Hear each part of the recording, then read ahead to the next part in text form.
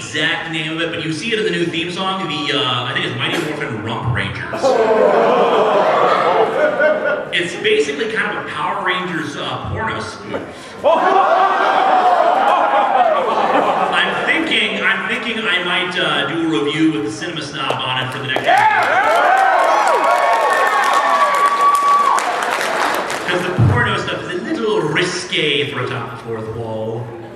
But it falls right into his territory.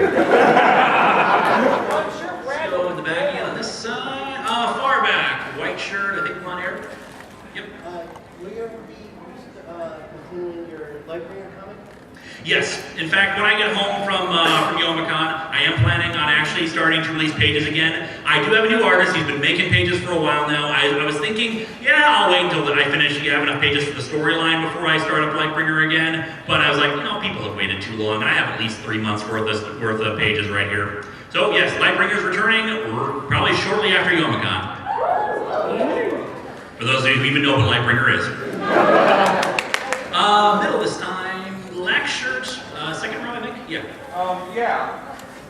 You gotta get a new magic gun. Why? Because the engine's gone, so the 4th Power Ranger magic gun is no longer there. No one read the ending credits, did they? Because a lot of people have commented on this. I point this out in the credits that, yeah, the magic gun returned. I just didn't have a good chance to include the fact that it had returned. Oh, okay. But I will tell you long term in a storyline that will involve Will down there, that there will be a storyline revolving around the magic gun long term and other magic guns. My God, give it to me. This side again, the Flash. Yes, do you plan on actually bringing up, I forgot my question, I'm sorry. Oh, no, it's okay, it stays right, it happens. I forgot the question before. There's I think a hat in the back there. Yeah, that one. Yeah, have you ever seen any recognition from the comic book industry or anything else? You mean recognition from professionals letting me know if they've seen my stuff, something like that? Yeah. Not a lot, but a few. Tom Waltz, the guy who wrote Silent Hill, Past Life and Silent Hill Sinner's Reward, the good Silent Hill comics, actually did contact me after my brief 4-minute review of Sinner's Reward and gave me a whole bunch of copies of other stuff he's done. Oh, Sterling Gates. Sterling Gates has watched my show. He saw the Athena review, loved it, sent me a whole bunch of graphic novels that he's worked on. Mind you, he didn't work on Athena, but he just likes the show. The cover artist to Nightcat has seen my show. Love the review because I praised his cover. And just because they're holding up Static Shock in the back there. If you had to review one comic again, which one would it be? Bimbos in Time. And the reason for that is because I was sick when I recorded the original Bimbos in Time. I think that's one of my best episodes. I think it has a great script. I think it's funny. But I was sick, and I think it shows how miserable I am on screen. It was a memorable comic. Well, yeah, that could just be from the comic, but yeah. Slow ride. Mario. Now that you're in Detroit, have you had a Coney yet? Say it one more time. Now that you're in Detroit, have you had a Coney yet? I haven't. Someone promised they would take me out for a Coney. I'll do it. Let's get in the car, right? I don't know your weird slang terms for food. Pikachu.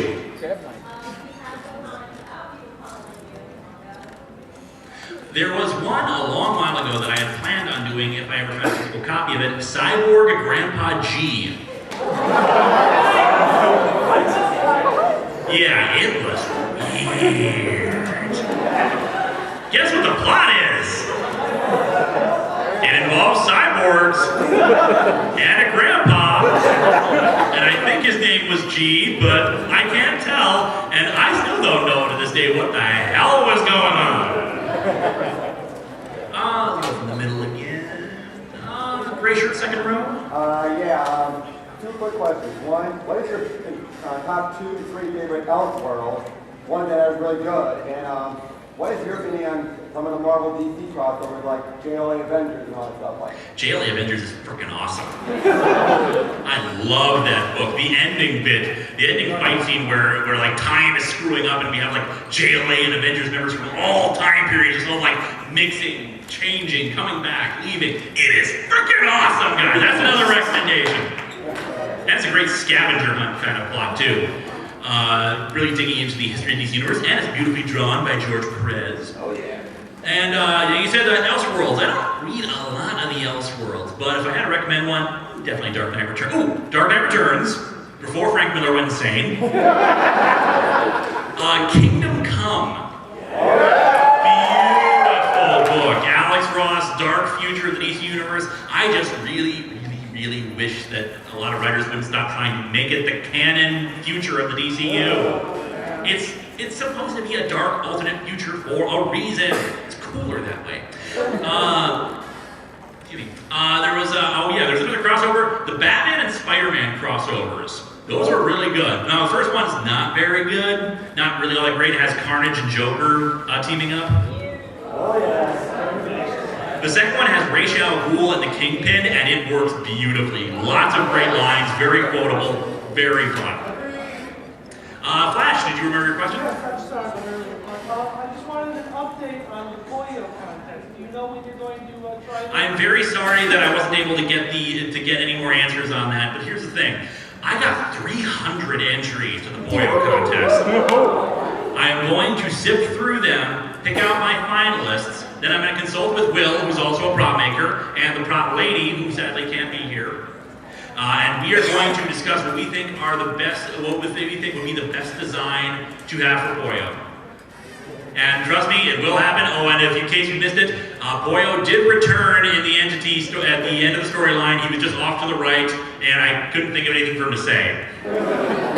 So he's fine. The next storyline, in about a week after this Monday, because the live show is going to be the episode for Monday, I will start off the storyline that I've subtitled His Blue Soul, which is going to be about Poyo's new body. And the new body that premieres in that episode is not his new body. I'll let you know that. Wink, wink, nudge, nudge, hint, hint.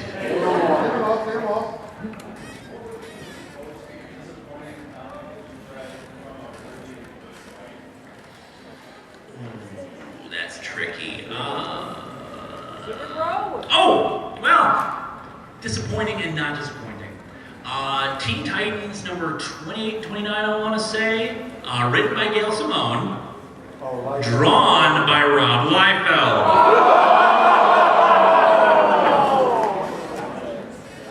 It's a weird combination. Let's go back to this side here. Someone's holding up a hat, I think, right there. I was wondering, like, if you ever wanted to, let's say hypothetically, have guest star actual comic maker in your show, who would it be and why? Ooh, that's tricky. There are a lot of people. Actually, to be perfectly honest, Scott Siensen. I am honestly really curious about what the hell is the story of the Silent Hill comics. I want to know more details about this, because I'm the kind of person who is interested in the creative process, in process stories. I want to know the details that went into why Christabella, why change the Silent Hill element so much. Was this just another story that you renamed and made something else?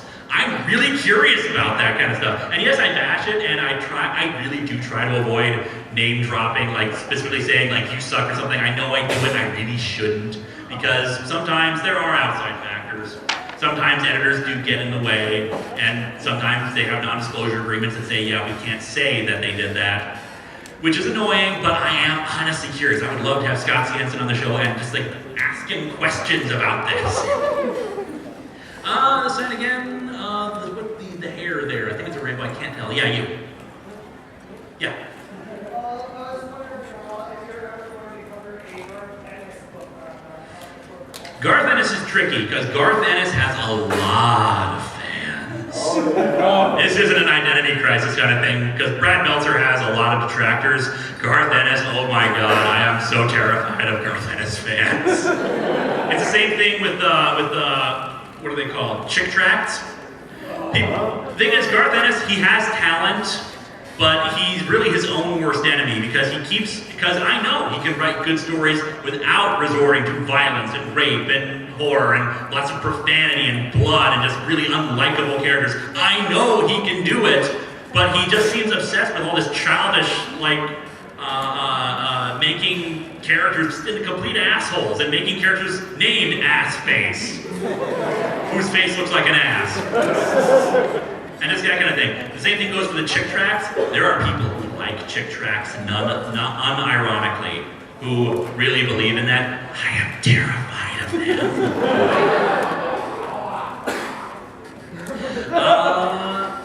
You right there in the middle. Yeah. Would you ever consider making like a spin-off series for 90s Kid? I did actually want to do a spin-off series with 90s Kid earlier. I was thinking I would do video games reviews with him and kind of do like a mixture between kind of a bum kind of thing where every video game is the best game ever. Even the worst games out there, he just loves because they're like so extreme. Dude, it's harder, and because it's harder, that makes it better! More extreme!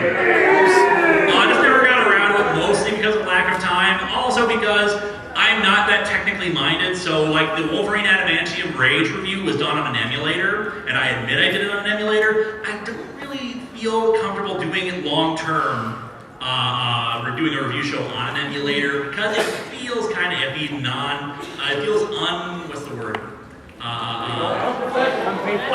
Disingenuine. But I still do kind of want to do it. The other problem is, 90s Kid's voice hurts. I did write a script for a Harvey Feinvoice spin-off show where he... Swing, baby. Where he did look at some of the more critically acclaimed ones. The script that I wrote was for Crisis on Infinite Earths, a 3-page script, just kind of really summarizing it up real quick and doing it in front of a black screen, real classy-like. So I still might do it. I keep thinking I'll have free time to start working on other projects, but then I remember, oops, I haven't released History of Power Rangers in like 4 months. You have 5 minutes. I have 5 minutes, so I think we can answer 2, maybe 3 questions. White shirt right there.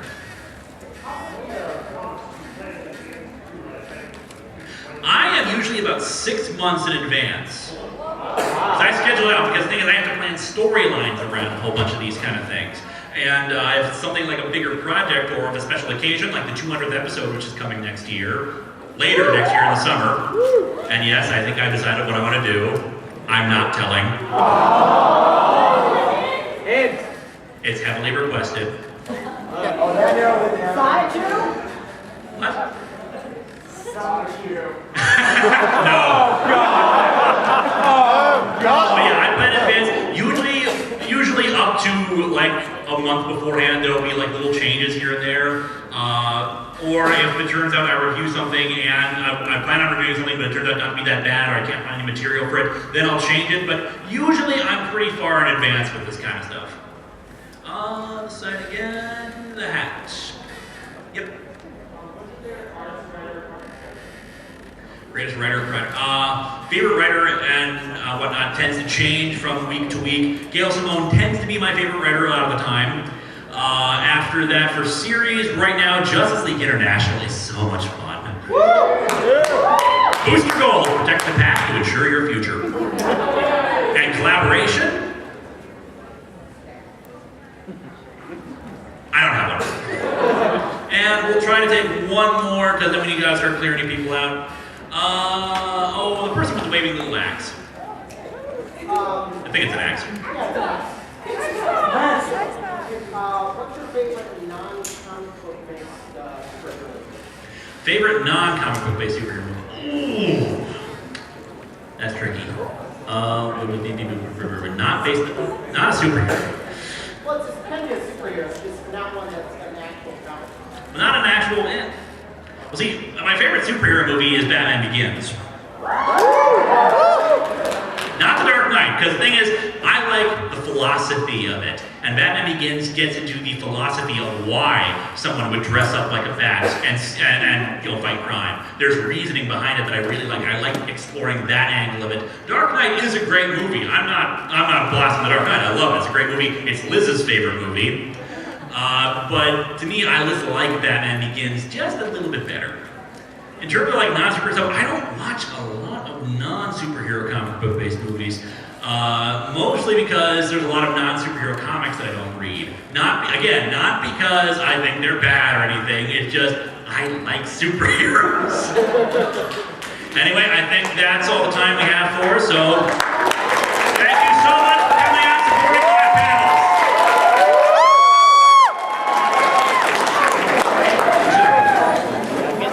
Actually, while you're clearing out, 1 second, let me start throwing out gum.